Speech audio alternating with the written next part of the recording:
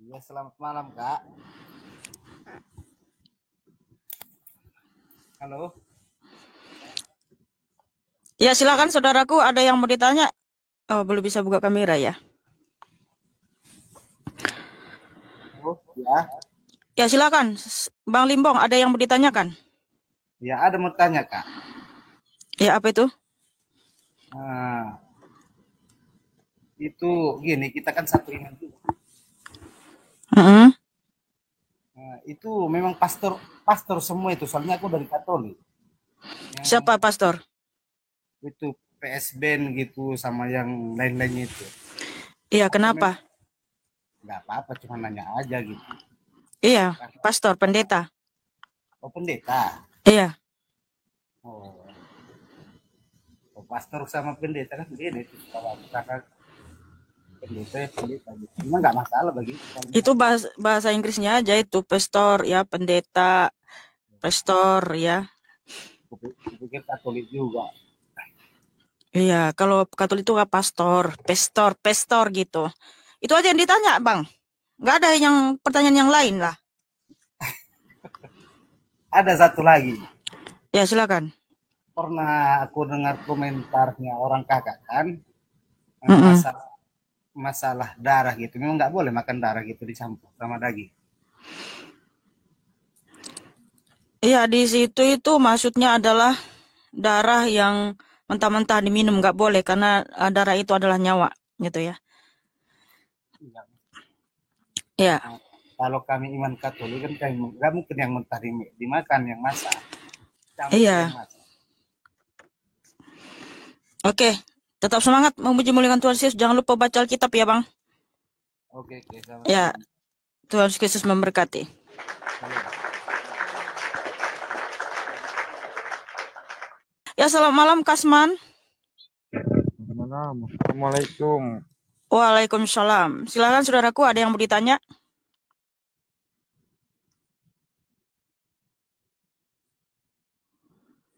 Ya, silakan saudaraku. Halo? Suaranya mana?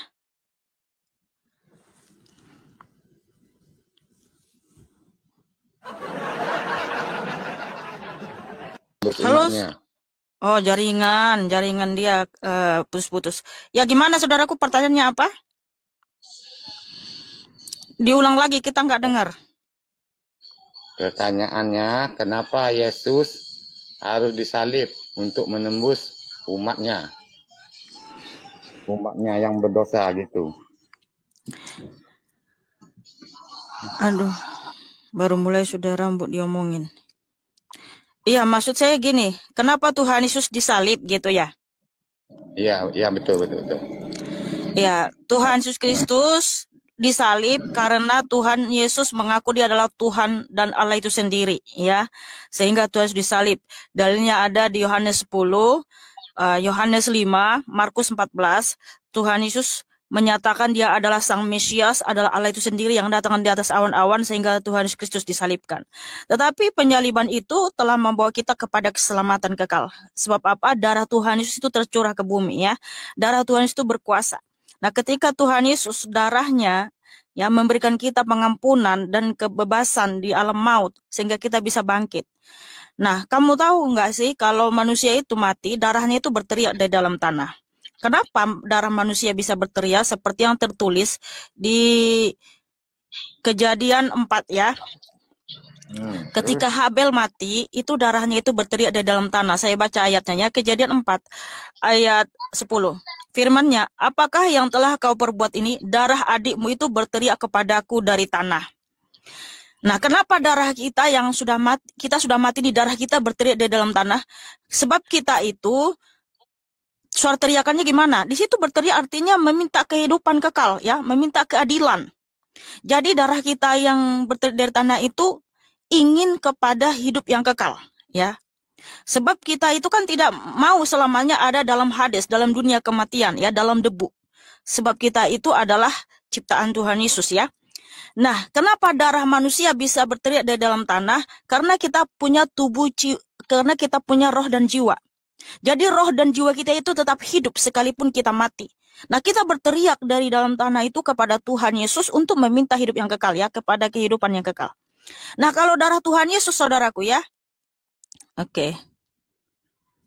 Ada juga firman Tuhan di Ibrani 12 ayat 24 ya. Ibrani 12 ayat 24, begini firman Tuhan. Dan kepada Yesus pengantara perjanjian baru, dan kepada darah pemercikan yang berbicara lebih kuat daripada darah Habel. Nah, di sini maksudnya kalau darah Habel itu berbicara, ya, berteriak dari dalam tanah. Kalau darah Tuhan Yesus itu kuat, berkuasa. Artinya darah Tuhan Yesus itu bukan berteriak meminta kehidupan kekal, tapi darah Tuhan Yesus itu membebaskan kita dari alam maut, memberikan kita pengampunan, menyucikan dan menghidupkan. Makanya ketika Tuhan Yesus mati, ya, dia turun ke alam maut, terus Tuhan Yesus bangkit, mereka pun bangkit karena Tuhan Yesus telah membebaskan mereka dari alam maut. Nah, seperti itu, saudaraku. Ya, gini Mbak, maksud saya tuh. Tadi poin yang pertama ya, ini poin yang kedua. Kenapa harus disalib? Apakah bukan dengan cara disalib umatnya bisa masuk surga gitu? Harus disalib dulu, Pak. Ya, karena bisa masuk surga gitu. Ya, karena manusia dapat pengampunan harus melalui darah yang tertumpah. Kan banyak dengan cara lain, maksud saya itu. Dengan cara apa? Iya, itu kan menurut Mbak. Enggak, bukan menurut saya. Itu berdasarkan kebenaran firman kalau Tuhan. Kita orang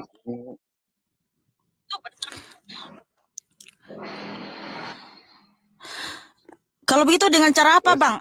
Apakah memang ada manusia yang sudah masuk surga tanpa darah Kristus? Ada, Bang? Ada. Buktinya orang Siapa? Islam tanpa darah Allah bisa masuk surga. Mana buktinya bahwa kami bisa masuk surga? Yang penting kami...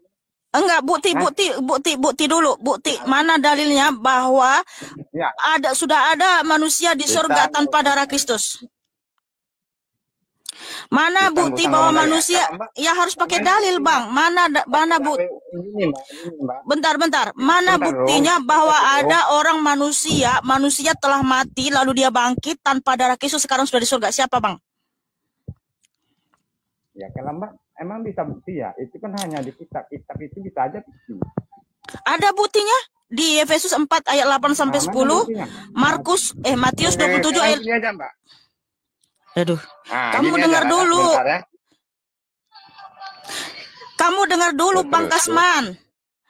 Tuhan Yesus Kristus telah memberikan pengampunan melalui darahnya yang kudus. Ketika dia memberikan darahnya yang kudus, ada manusia yang bangkit dari kematian dan mereka ada sekarang di surga. Yaitu di Matius 27 ayat 50 sampai 53, Efesus 4 ayat 8 sampai 10, dan Mazmur 68 ya ayat 18. Enggak sampai salah.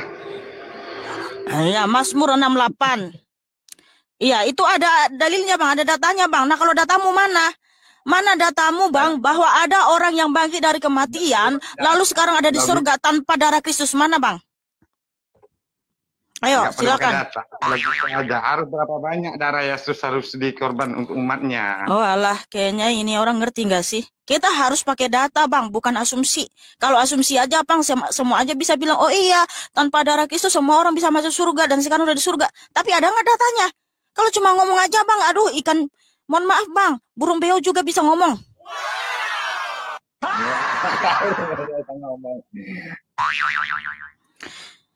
Iya, Bang. Ya, kalau nggak ada data, ya, Bang, nggak ada data dan bukti, Bang. Burung beo aja bisa ngomong cap-cap gitu, Bang. Apakah Abang burung beo? Enggak lah, manusia saya. Ya udah, kalau gitu tunjukkan datanya di mana ada orang bangkit dari kematian dan sekarang ada di surga tanpa darah Kristus. Di mana, Bang? Kalau saya kan pengikut, saya ini kan ingin ngikut ini aja. Saya nggak perlu buka kitab saya. Oh ya udah, berarti nggak ada. Berarti Abang tadi asumsi. Bang, mohon maaf, Bang, kalau asumsi di sini nggak bisa, Bang, ya. Nah, jadi tidak ada yang bisa masuk surga tanpa darah Kristus, Bang. Ya, terima kasih, Bang. Tuhan Kristus memberkatimu, ya. Sekarang gini lagi. Udah cukup dulu, Bang. Udah cukup. Belum. Kenapa lagi belum, Bang? Kan... Pertanyaan hanya satu aja. Yang satu aja Abang nggak lolos, apalagi yang kedua ini makin puyeng nanti, Abang. Bukan. Nah, mana pula puyeng? Kenapa bilang puyeng? Abang aja nggak bisa kasih data. Jadi udah paham belum? Udah terima belum? Bahwa tanpa Saya kan darah ingin Kristus tahu tidak ada yang bisa masuk surga. Udah paham? agama saya.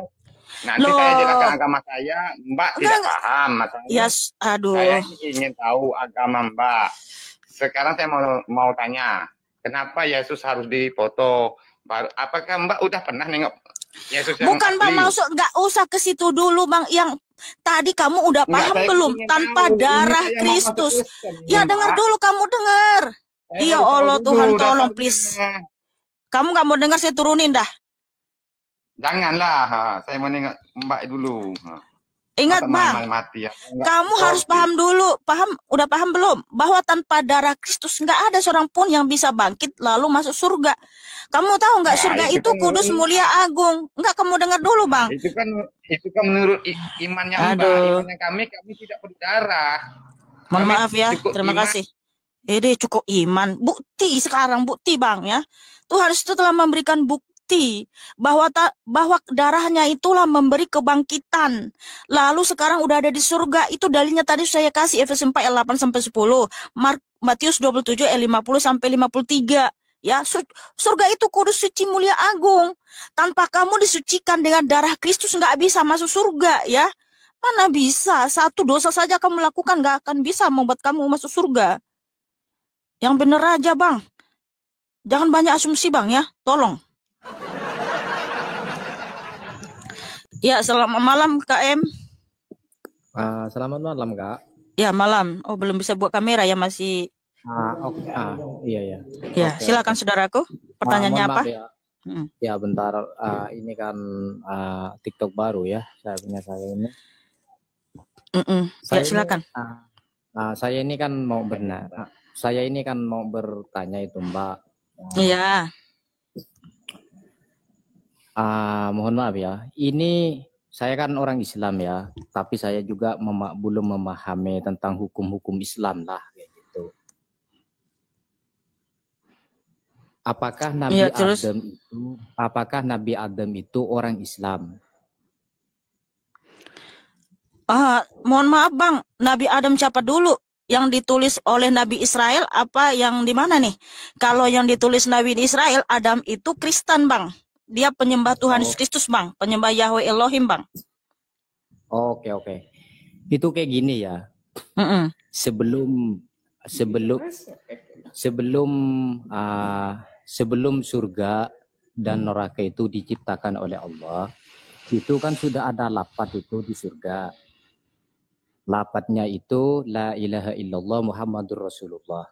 Kayak gitu. Di mana Bang ada satu kayak gitu Bang? Tunggu dulu ya, tunggu sebentar ya. Tunggu dulu, nanti Mbak itu boleh ganti apa enggak? Boleh gantian apa enggak? Iya, kasih datanya Bang. Makasih Bang. Kalau enggak ada datanya. Enggak ada datanya.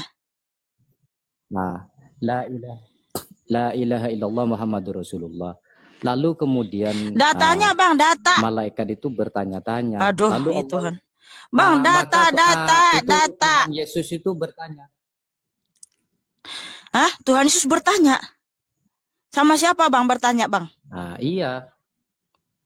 Bentar dulu. Katanya ini Tuhan Yesus ya. Katanya saya ini Allah. Itu yang menciptakan langit dan gini aja lah. Itu yang menciptakan langit dan bumi itu siapa itu Mbak? Oke, sesudah dalil ya. Ya, betul, Tuhan Yesus Kristus. Karena ada dalilnya di Yohanes 1 ayat 3, segala sesuatu dijadikan oleh Dia, yaitu Tuhan Yesus ya. Kemudian di Kolose 1 ayat 16, bahwa Tuhan sudah yang menciptakan surga, baik pemerintahan, baik angkasa, baik langit, baik bumi, segala isinya Tuhan yang menciptakan ya. Wahyu 3 ayat 14, bahwa Tuhan adalah sumber segala ciptaan. Dialah sumber dari segala ciptaan, saudaraku. Nah, jelas sekali. Makanya di Kejadian 1 ayat 1 sampai 31, pada mulanya Allah menciptakan langit dan bumi. Nah, kata Allah di situ ya, itu merujuk kepada Tuhan Yesus. Karena Tuhan adalah Sang Firman yang adalah Allah itu sendiri. Yohanes 1 ayat 1. Nah, gitu saudaraku. Udah paham belum? Oke, Pak. Oke, saya paham. Boleh saya bertanya lagi? Silakan satu lagi saudaraku. Surga, orang kalau mau masuk surga itu kuncinya apa itu? Supaya masuk surga kuncinya apa? Surga. Iya. Saya jawab Nah, berdasarkan dalil. Kunci supaya kita bisa masuk surga adalah di Yohanes 14 ayat 1 sampai 14. Tuhan Yesus berfirman, "Jangan gelisah hatimu, percayalah kepadaku." Nah, jadi kunci masuk kerajaan surga itu percaya kepada Tuhan Yesus, saudaraku. Sebab Tuhan Yesus yang berfirman, ya, supaya kita bisa masuk surga harus percaya kepadanya. Jangan gelisah hati kita, jangan bimbang, jangan ragu. Harus percaya sepenuh hati, jiwa dan kekuatan kita, ya. Makanya Tuhan berfirman, jangan gelisah hatimu, percayalah kepadaku. Aku pergi ke surga untuk menyediakan tempat bagimu. Dan ketika aku datang kembali, aku akan membawa kamu ke surga, supaya di mana aku berada, kamu pun berada. Karena akulah jalan dan kebenaran dan hidup. Tidak ada seorang pun yang datang kepada Bapa kalau tidak melalui aku. Sekiranya kamu mengenal Bapakku, pasti kamu juga mengenal aku. Barang siapa melihat aku, sudah melihat Bapa. Ya. Jadi kata Bapa di situ maksudnya adalah kerajaan surga. Nah, supaya kita bisa masuk kerajaan surga harus melalui Tuhan Yesus. Dengan cara apa? Percaya dengan sungguh-sungguh kepada Dia. Dan mencintai Dia dengan segenap hati, jiwa, dan kekuatan kita. Yaitu di Matius 22 ayat 35 sampai 39, saudaraku. Jadi itulah kunci kerajaan surga, saudaraku. Yaitu percaya dengan kepada Tuhan Yesus dengan sungguh-sungguh. Gitu.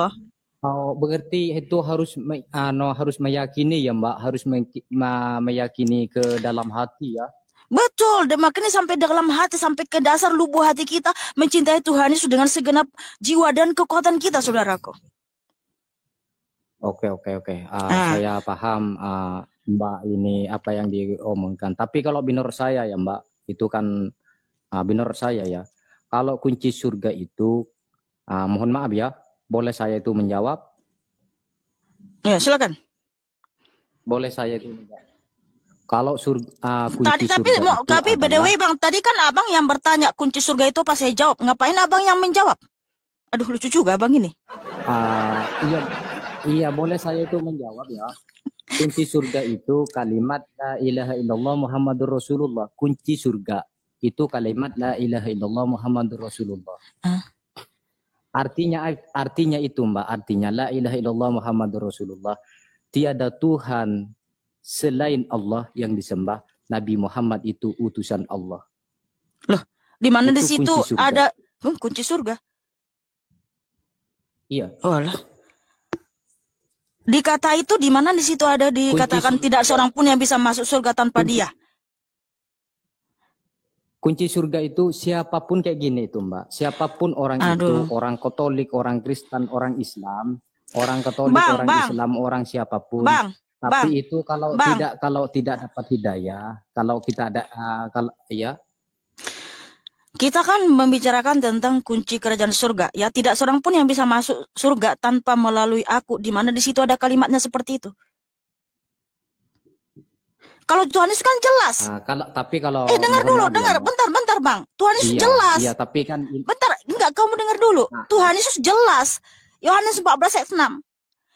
Akulah sang jalan dan sang kebenaran dan sang hidup. Tidak ada seorang pun yang datang kepada Bapa. Nah, Bapa di situ kerajaan surga, Bang. Ya, tidak ada seorang pun yang datang ke kerajaan surga tanpa melalui aku. Nah, itulah kuncinya Tuhan Yesus, Bang. Nah, tadi di kalimat yang saudara katakan itu di mana di situ kunci kerajaan surga, Bang? Mohon maaf ya, ini Mbak kan dialog kita itu bersama ya tentang hukum agama ya. Mohon maaf ya Mbak, kita itu kan nggak boleh kita itu ganas harus sadar dulu kayak gitu. Boleh saya itu ngomong kayak gitu secara gantian. Mana ada aku ganas Bang? Gitu. Ya mohon maaf ya enggak. Tapi kalau menurut saya ya, kunci surga itu la ilaha illallah Muhammadur Rasulullah. Artinya itu apa? Kan itu ada artinya. Itu artinya boleh saya itu ngomong. Kuncinya itu adalah kunci surga kalimat la ilaha illallah Muhammadur Rasulullah. Artinya kalimat itu tiada Tuhan yang disembah selain Allah. Allah itu yang telah menciptakan langit dan bumi. Halo Bang, gak usah banderasi panjang-panjang. Di mana di situ ada kalimat tidak ada seorang pun yang bisa masuk surga tanpa melalui aku. Sesuai dengan imanmu, mana di situ kalimatnya ada seperti itu. Kamu tahu nggak artinya kunci itu, Bang? Itu kitab apa, Mbak?